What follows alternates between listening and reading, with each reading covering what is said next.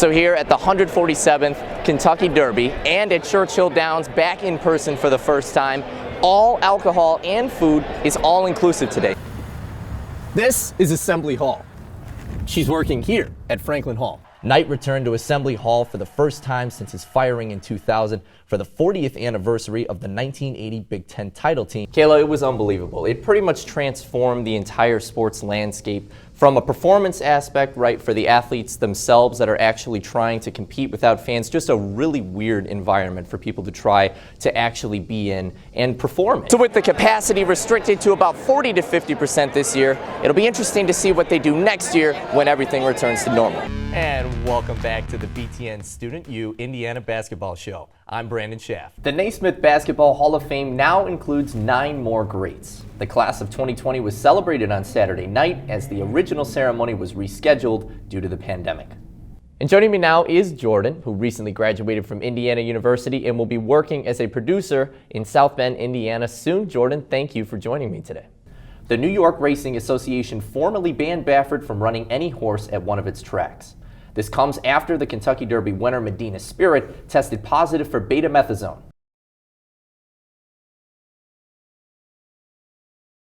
Proudly present the 147th running of the Kentucky Derby. As fans return to the stands for the first time in more than a year, Churchill Downs once again looked like its former self.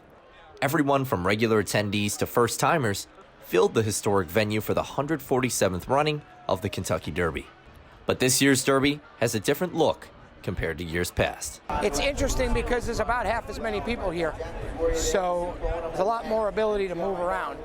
But it feels the same because of the excitement there.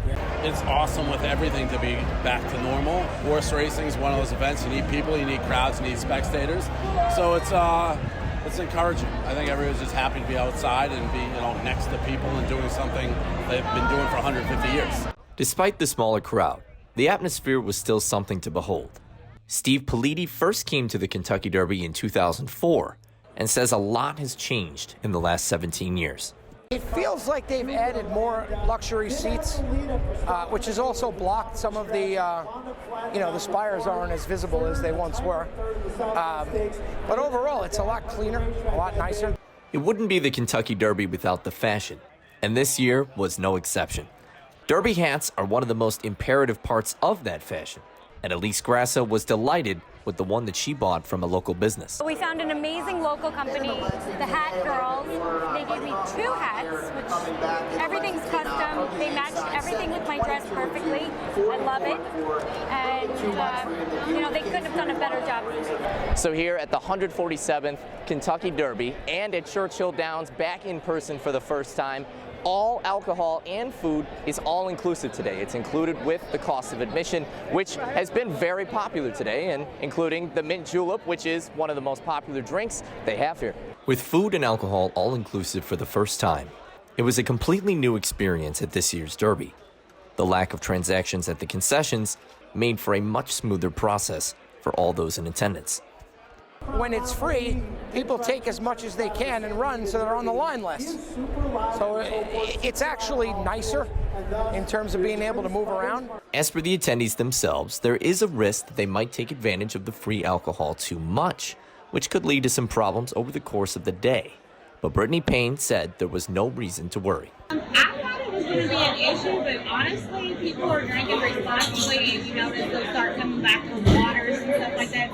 After it was all said and done, Medill Spirit was crowned the winner of the 147th Kentucky Derby, all in front of a limited crowd that was thrilled to be back on a beautiful day at Churchill Downs.